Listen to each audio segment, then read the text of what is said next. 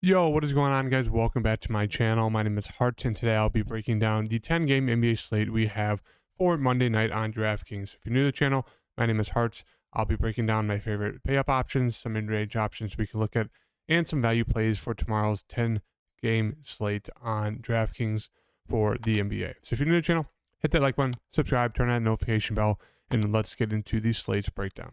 If you haven't, make sure to follow me on Twitter, HartDFS. I'll be putting up, updated core plays, some prize pick plays. Also make sure to follow my Patreon, which is linked in my link tree. It's linked in the description below. It's also on my pinned tweet on my Twitter. You just click on it. It's 100% free. It's open for you guys to view. It's just me going more in depth, from my video that you're watching.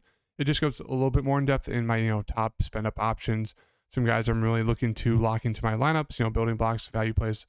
Obviously, it all changes with news, but it's more of just a written breakdown, which I know people do like. So once again, 100% free. Make sure to check that out. Now let's get into the slate breakdown. Okay, starting off with Minnesota and Washington. Obviously, we have a very solid game environment here. On the Minnesota side, Towns 9-1 looks like a solid option in that 9K range. Not a priority for me, but going against Washington, do like him a good amount there in that matchup against Porzingis. Anthony Edwards, past 3 games, solid shooting the ball, or I guess scoring, but shooting the ball, he's just hasn't been great shooting the ball so far this year, but 8,100, just kind of there for me. Rudy Gobert, 6,600, kind of there as well. He does have some upside, as you can see, the previous 2 games. So 6,600, don't mind taking a shot on him. D'Lo is always, a tournament option there. Very up and down, boom or bust, which is kind of what you want in the tournament, but not really sure if I have any interest in these Minnesota Timberwolves as of right now. McDaniels is questionable. If he's out, should open up a little bit more minutes for a guy like Kyle Anderson, who's a very solid value player there at 3,900. Maybe Naz Reid gets more secure 15 minutes off the bench, maybe a little bit more. I don't think Prince will be back. Yeah, he's going to be out for a little bit. McLaughlin was questionable. He's okay, plays down there. Noel, 24 minutes. Decent, also was a blowout. So you can't really trust that. Yeah, it's just not much I like. Rivers has been getting some run with, McLaughlin kind of out. So it's really just the starters. And then the only option I like off the bench for that value is Anderson. On the Washington side, we have Beal at the top, 8,700. As I kind of mentioned in the past few slates with, Beal, Porzingis, Kuzma. I think Kuzma, he was out tonight. We'll have to see if he plays tomorrow. He's coming off 2 good games, but we're not all priced around this area. I guess my only play or favorite play would be Porzingis, but they're all just kind of there. I really don't see the need to put any of them in your lineups. If you fall on them, sure, but it's really just kind of forced putting them into your lineups or kind of building around them as of right now, even though it's a solid game environment. They all do have some upside, but yeah. I think Monte Morris would be a solid play, but, the minutes aren't as, secure right now with Monte, so slightly risky there, 4,900. Denny been playing well recently. You wouldn't expect, this kind of production out of him, especially at that price. So, yeah, just not a lot of if Rui's, out, that's a little bit more minutes for Denny. If Rui's back, you could look to him off the bench, but really no interest in anyone on the Minnesota side, for value. I guess good ones there. 3,800, you can definitely look to him. He's a decent value play. Otherwise, Will Barton, seen the minutes, just not very productive at all. Hasn't been shooting well. That's about it. Moving on to Atlanta. Atlanta versus Philly. Trae Young, DeJounte Murray. Trae Young has been playing a little bit better. I like to get into DeJounte, coming off a big game versus Houston, followed that up with another disappointing performance. So he's all over the place right now when it comes to his play. So 8,900 is kind of a price that's hard to trust. But I don't mind it, especially against Philly. Clint Capella, questionable. Didn't play the past 2 nights just because of some dental work. But yeah, 6,700. Do like him a good amount. He actually did well. I think Embiid might be back. He actually did well against Embiid on the 12th. Was able to, put up 14, 15. Stayed out of foul trouble. But one of those things, always had to, feel a little risky playing Capella against Embiid. So what to keep an eye out if Embiid plays. Obviously, if Embiid's out, do like Capella a good amount there. If Embiid's in, don't love Capella. Collins just more of that kind of X factor play. He's just kind of there for me. Hunter 5,100. once again, just kind of there. Really no need to get to him. Okongwu was priced up because of Capella being out. As we see, Okongwu hasn't been the best. So that value now, if Okongwu's, going to start because Capella's out, don't mind getting into him. But obviously, if Capella's back, don't think Okongwu's a good play there at 4,300, a little too pricey. AJ Griffin, I guess is the best value play on this slate, or I guess on this team, but not much I love besides the two guys at the top for Atlanta. For Philly, Embiid, 10-8. Obviously, if he plays, it's an absolute fantastic matchup here going against Atlanta. He put up 26, 13, and 2, 9 of 18, 32 minutes in their last matchup, which is solid. But yeah, he's been on a heater until the few games he's taken off recently. But yeah, I do like Embiid a good amount. If he plays, obviously if he's out, you can definitely look to a guy like Melton Harris. Milton would still prefer getting to Milton out of all three of those guys. He's been the most consistent. Shooting very, very well, which obviously is something that's a little risky to follow, but the minutes are there. So 6,500 for him is not a bad price. Not the best, but yeah, out of all the prices, still would prefer getting to Milton. Obviously, if Embiid's back, really it'd just only be Embiid for me. Paul Reed, obviously he's a decent play, 4,600. Not the best price tag, but he does have some upside. A little bit foul prone. Prefer getting him over Harrell just because Harrell's just not been productive and Reed has. But yeah, if Embiid's back, it takes both of them out of play. Really, no interest in anyone on this team if Embiid's back. If Embiid's out, the only interest I do have is going to be Milton and maybe a guy like Reed or Harrell, depending on ownership. And that's about it. Moving on to Charlotte and Boston. So for Charlotte, LaMelo's still out. Rozier, I do like this price tag for Rozier. Kind of shown a limited ceiling the past two games. As we said with Rozier, the minutes are going to be there. The shot attempts will be there. Just comes down to him if he's hitting the shots. So if he is, he does have some pretty big upside. Really hasn't flashed it recently. Obviously, some of these games have been with Hayward back, Dennis Smith back, but with both those guys out, really like Rozier here against Boston. Tough matchup. Hopefully this game stays close. But yeah, I do like him a good amount. Oubre, a decent play. He's going to chuck the ball a ton. And that's really it. So yeah, I don't mind him. PJ, I think he looks decent here. 5,700. Plumlee, I think Plumlee would be my second favorite play. He's been very, very productive this season for some reason. So 5,400, do like him a good amount. Him and Rozier. And then obviously Smith's out. Martin's out.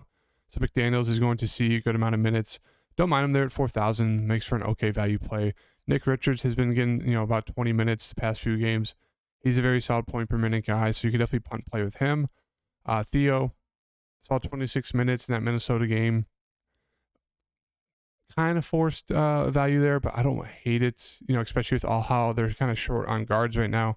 Kai Jones saw some minutes, but I don't think you can trust that. But yeah, they're running a very short rotation right now because they're going to start Rozier, Oubre, PJ, Plumlee, and probably McDaniel. So that means, Richards, Malden, and maybe Kai are still going to see minutes off the bench, that 8-man rotation. So I don't think Kai will be as productive, 9 and 12, kind of an outlier for him. But yeah, I really do think Rozier makes for a very solid option. Same thing with Plumlee. And then don't mind into one of these value guys, but you just really hope the game stays close. Obviously, it helps out the value if this game blows out. But yeah, solid guys on the Charlotte side to look at for this game.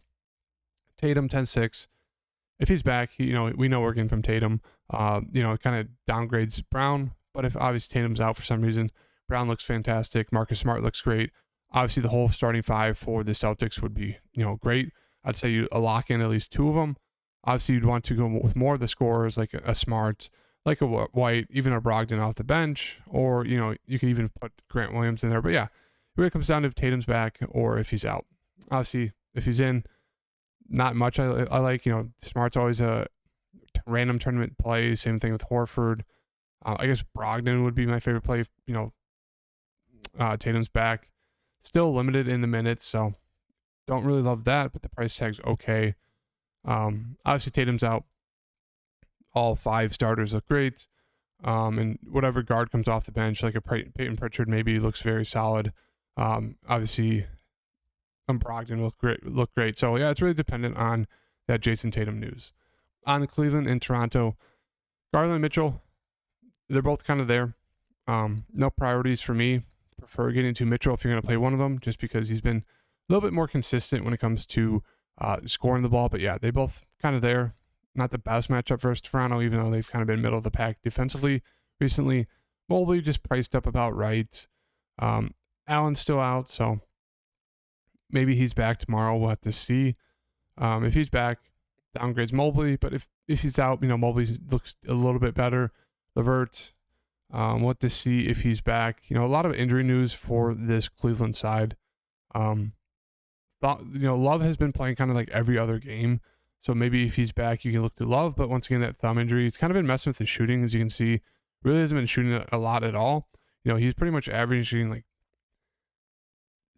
let's say 7-8 shots a game. And then once he hit that thumb injury, middle of the month, he really hasn't been shooting at all. So very risky going to him, but you could definitely do that if you wanted to. We'll to see if he plays. Dean Wade, saw 36 minutes, 34. He looks like a very good value play there at the 4,200. I know he hasn't been, too involved offensively, especially with you when you have, Garland and Mitchell out there, but 4,200 for him. He could definitely hit shots, so he does have upside. Sadie looks very solid, as well as, some value play there. And that really does it, don't really have interest in those other Cleveland guys. Toronto, Pascal might be back. If he is, I do really like him. Obviously a great matchup for Pascal. He's doing great this season. Maybe a little rusty coming back in that first game, but should keep his ownership low. But yeah, do have a good amount of interest in him. If he's back, obviously it takes out a lot of interest in guys like OG, a guy like Scotty.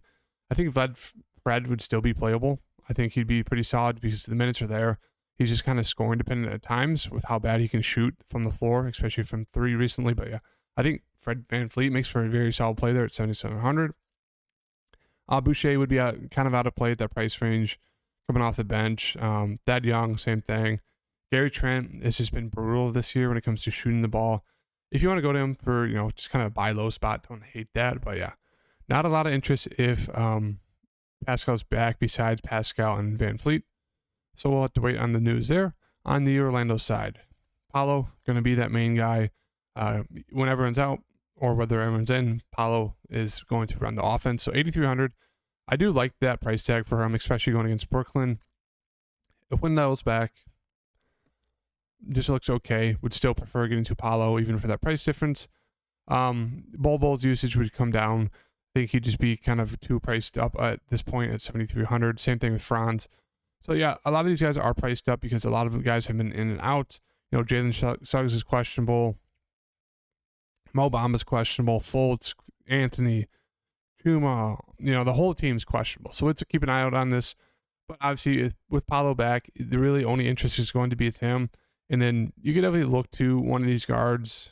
But now that they're all kind of healthy and back, really just prefer getting to Paolo, and that's about it on the Brooklyn side. Katie, 11,000.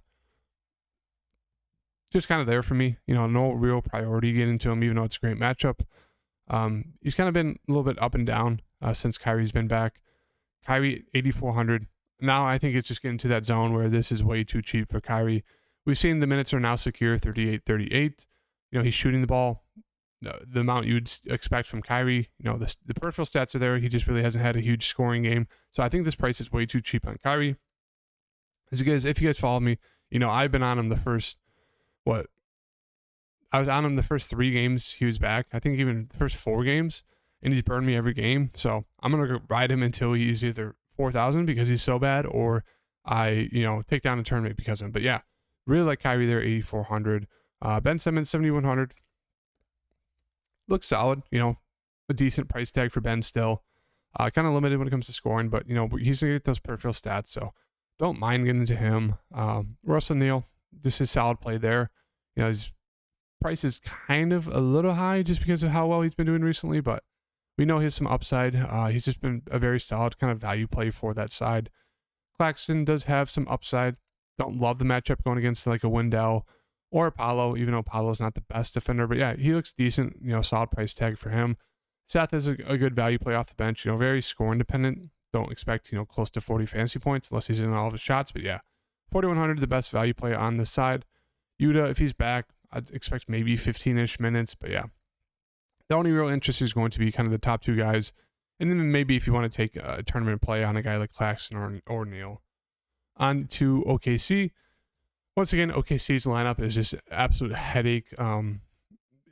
It just sucks trying to break them down because, as I mentioned every time, SGA and Dort, we know what we're going to get from them. But guys like Giddey, his minutes are all over the board. I do like that price tag for him. Poku, he gets to start, but then he only plays 9 minutes. His ankle, who knows what's happening there. Jalen Williams, I guess, makes for the best value play on the bench on the team because 4,400 price hasn't changed. He does have some upside. He's been productive recently, so we know he'll get at least 20 minutes. So I think he'd be almost one of my favorite plays on this game, besides maybe like a Josh or SGA. But yeah, I mean, it's just gross. JRE's seen about 20-ish minutes right now. Basley, kind of there. Trey Mann, kind of there. It's just all over the board with all these guys, and it's just very frustrating. So we'll have to see what they do with the starting lineup. But yeah, only interest really is Josh Giddey right now, and then we'll have to see about the value with who they start. On the Pelicans side, Ingram is doubtful for Monday.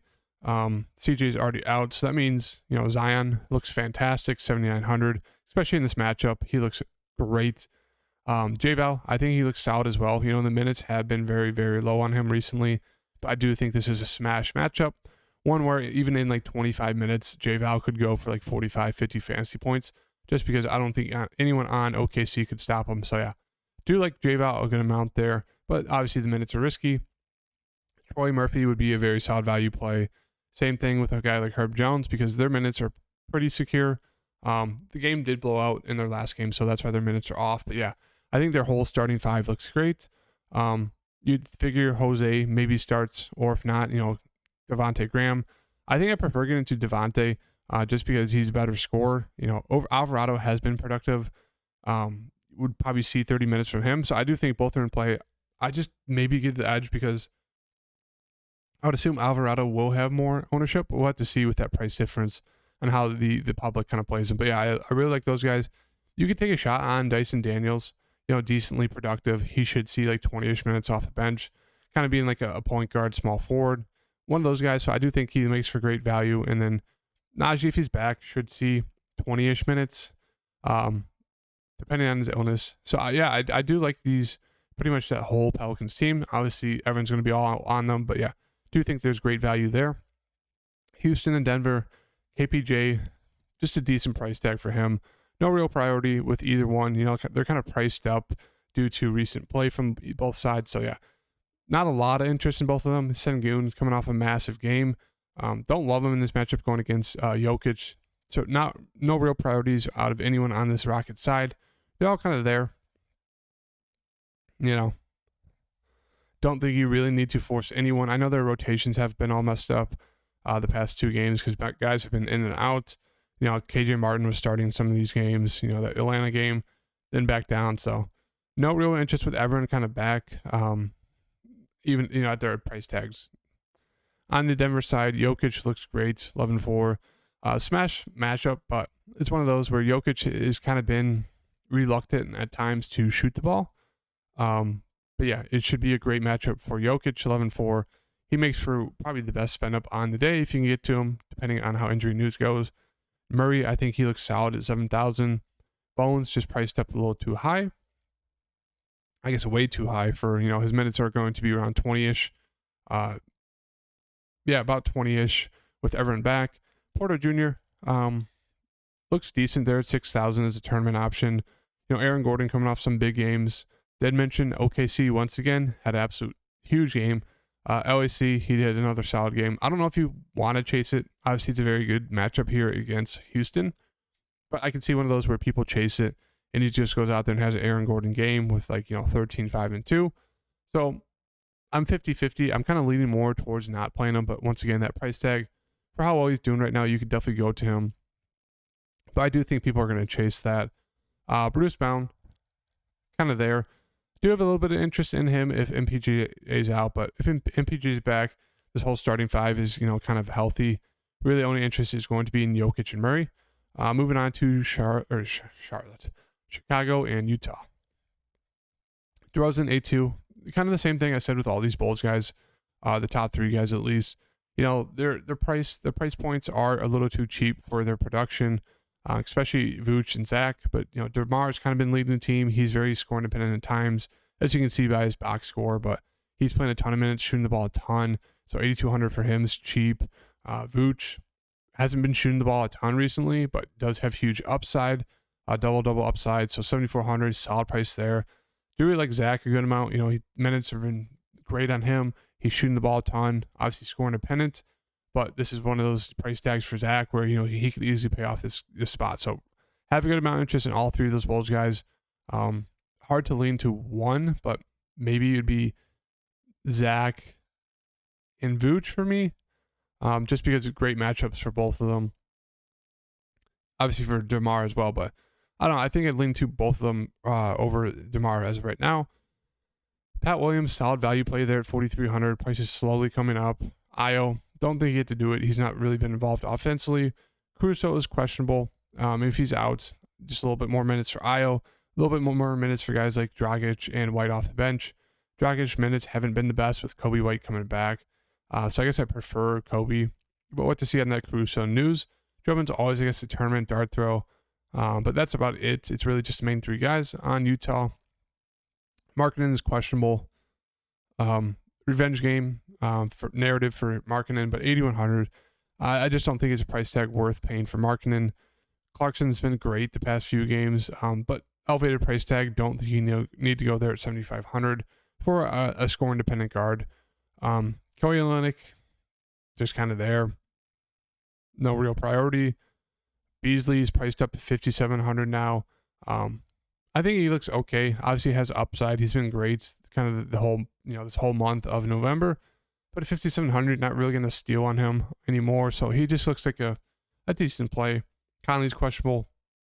If he's back, it does hurt the usage and value of guys like Clarkson and Sexton. But yeah, I think Sexton, 5,500 would still be my favorite play here. But not a ton of interest on this Utah side. Horton Tucker is probably the best value off the bench right now. I know Walker got some minutes past 2, but yeah, not a ton of interest right now. We'll have to see what happens with that Laurie news. Phoenix, I think Chris Paul has already been ruled out. Yep. So we know Booker looks like a fantastic spin-up option right now. Ayton's been very good the past 2 games. If you want to ride the hot streak, you can. I don't think I'm going to chase that. So my interest really is only in Booker. I think Mikal is a little bit too pricey. Payne does have some upside, has been kind of having the campaign games you expect recently, 24, 36, 22.5. So don't mind going to him. Torrey Craig, a little too pricey for me, is that value option. Do like Damian Lee a little bit here at 4,000. He's been one of the guards off the bench. Schmidt seen some minutes, but yeah, it's really just Booker for me on this side for Phoenix. On to Sacramento, we have Fox 9,300, Sabonis 9,200. Prefer getting to Sabonis. He's just not shooting the ball a ton recently, not scoring a ton. Do expect that to probably change going towards the rest of the season. So I do like him in a good amount here. Good matchup against Ayton. Fox looks solid. I just think it's a little bit too pricey for me.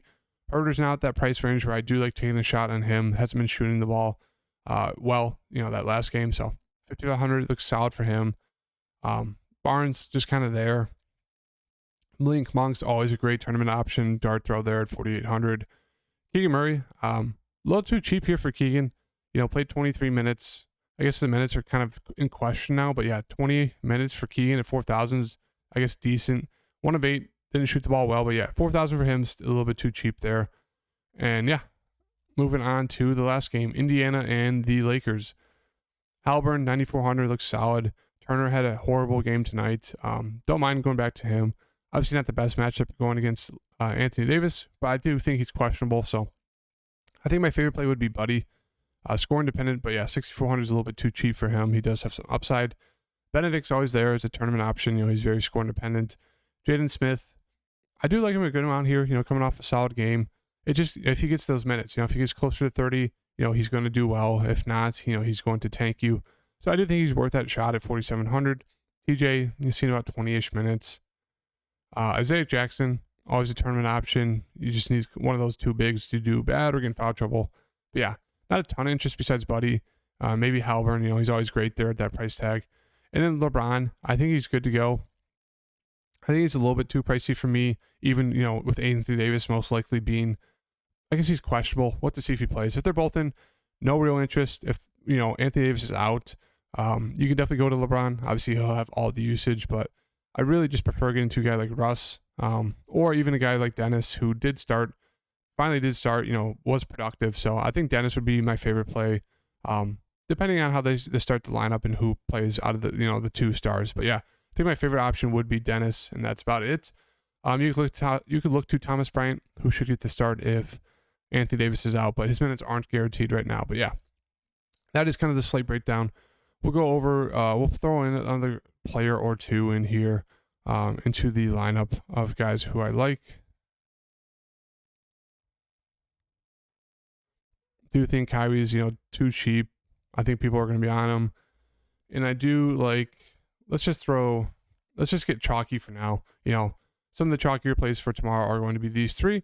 Because obviously they're in great matchups. Great price tag on Kyrie, great price tag on Zion with those two guys out in CJ and BI, and then great price on Devin Booker, who's kind of the whole team right now with Chris Paul being out. So yeah, if you guys like the video, hit that like button, subscribe, turn on the notification bell, and I'll see you guys in the next breakdown.